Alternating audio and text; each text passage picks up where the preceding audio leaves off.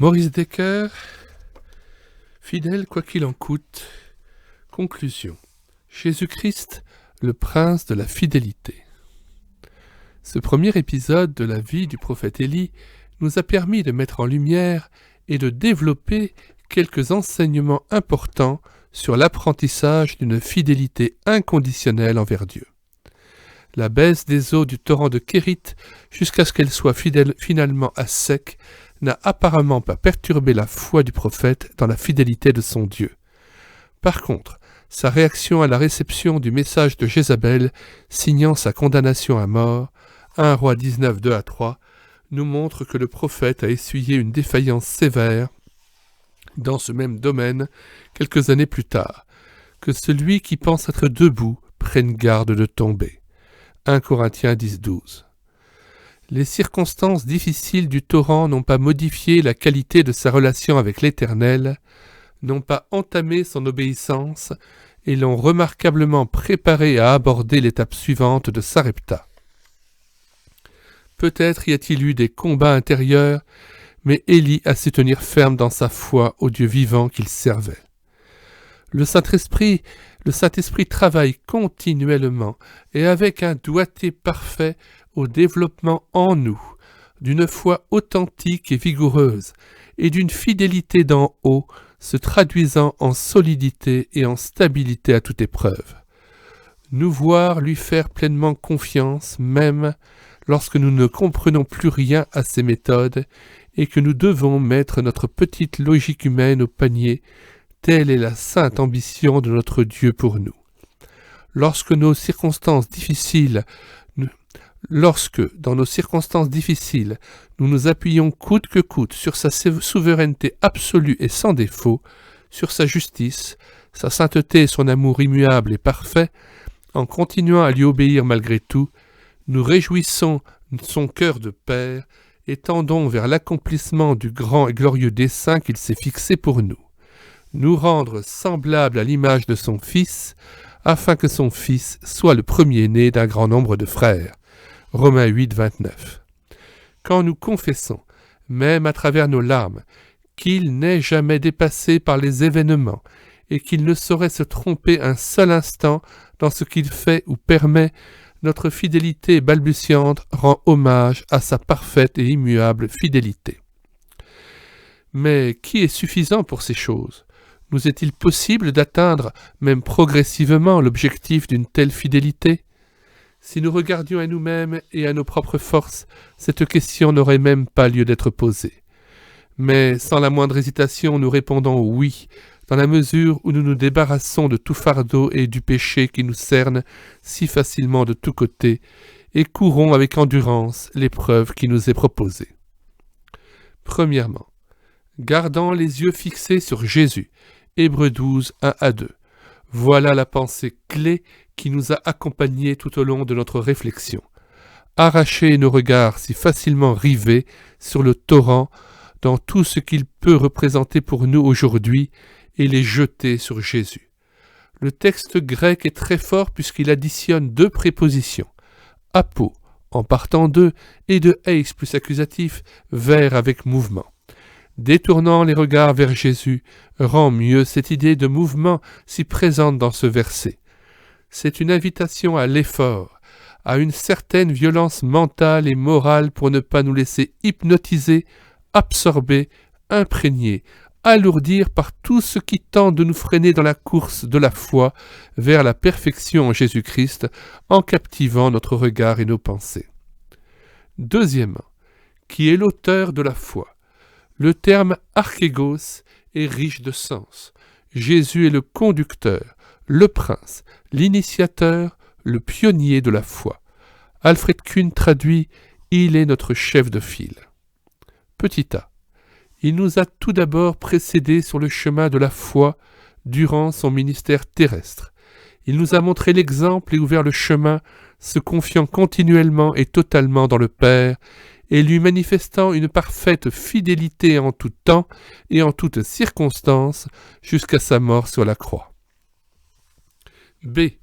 Il a ensuite implanté la foi en nous, il en est l'auteur et la source, Semblable à un guide de haute montagne, il nous prend dans sa cordée, après avoir gravi en solitaire les pentes escarpées jusqu'au plus haut sommet. C. Il est enfin l'auteur de notre salut, le mot foi pouvant aussi être compris dans ce sens plus général. Acte 5, 31. Jésus-Christ ressuscité a été élevé par Dieu comme prince et sauveur. Troisièmement, et qui l'amène à la perfection. Jésus-Christ est aussi celui qui achève ce qu'il a commencé, qui mène jusqu'au but, qui rend parfait. Il a persévéré dans la foi et dans la fidélité jusqu'au bout, refusant de s'arrêter en cours de route, n'abandonnant pas en pleine ascension. Ah, il a gravi la plus haute cime de la fidélité en montant sur la croix afin d'y mourir pour nous. Il n'a pas cherché à emprunter une voie d'accès plus facile, mais a choisi de rester jusqu'au bout sur la voie étroite et douloureuse, la face nord de la volonté du Père. B. Il nous mènera aussi au but et conduira notre foi à son accomplissement, à sa maturité, à son plein épanouissement. Étant le chef de notre cordée, il nous assure, plante des pitons, tire sur la corde pour que nous nous sentions particulièrement tenus dans les passages très difficiles, nous encourage du geste et de la voix, afin que nous demeurions fidèles dans l'ascension jusqu'au sommet. C. Il est le réalisateur de notre salut dans sa totalité. Le salut qu'il nous donne n'est pas au rabais. Il est parfait et comprend aussi la rédemption de notre corps qui est encore à venir et dont nous pouvons être absolument certains. En présence de telles affirmations qui sont autant de promesses de Dieu pour nous, comment pourrions-nous encore douter ?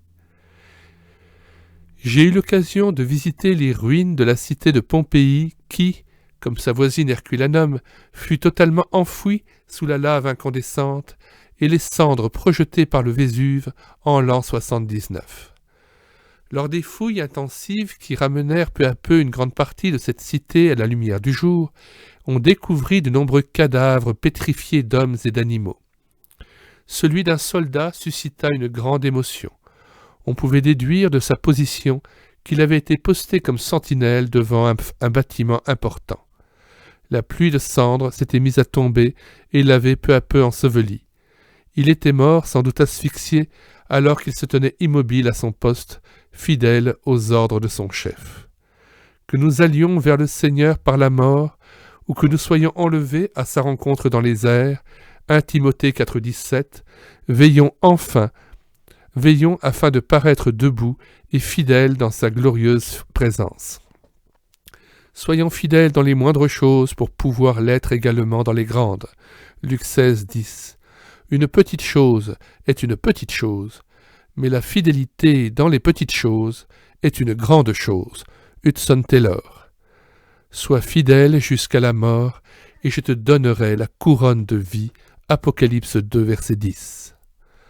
Lorsqu'enfin nous verrons notre Sauveur face à face, qu'il sera doux de l'entendre nous dire « C'est bon, c'est bien, bon et fidèle serviteur, tu as été fidèle en peu de choses, je te confierai beaucoup. » Entre dans la joie de ton Maître. Matthieu 25, 21-23. Car ce qu'on demande des administrateurs, c'est que chacun soit trouvé fidèle. 1 Corinthiens 4, 2. Un jour, à Édimbourg, le missionnaire John Williams faisait un compte-rendu de l'œuvre de Dieu au sein des tribus des Nouvelles-Hébrides. Son auditoire était captivé par son exposé passionnant. Un missionnaire lui succéda sur l'estrade et fit un bref rapport de son travail, disant notamment d'une voix faible et tremblante « Mes amis, je n'ai pas, comme M. Williams, de remarquables succès à raconter. J'ai travaillé pour le Seigneur pendant plusieurs années dans un pays éloigné, et je n'ai vu que de piètres résultats.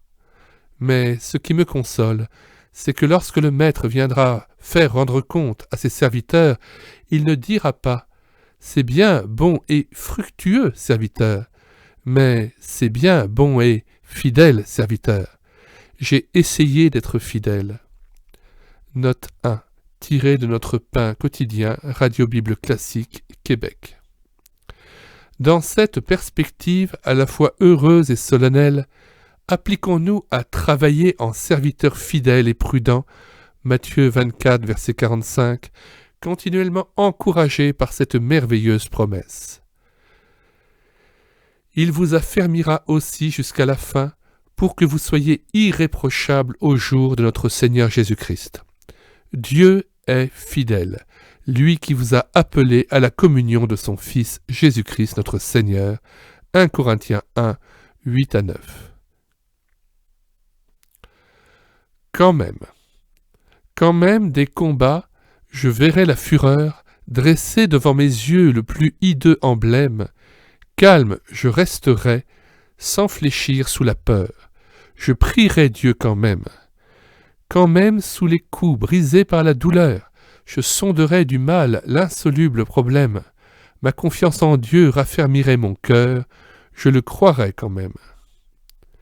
Et même si la mort, reine de la terreur, cherchait à me plonger dans une angoisse extrême, comptant sur ce que dit Jésus-Christ, ô bonheur, j'espérerai quand même.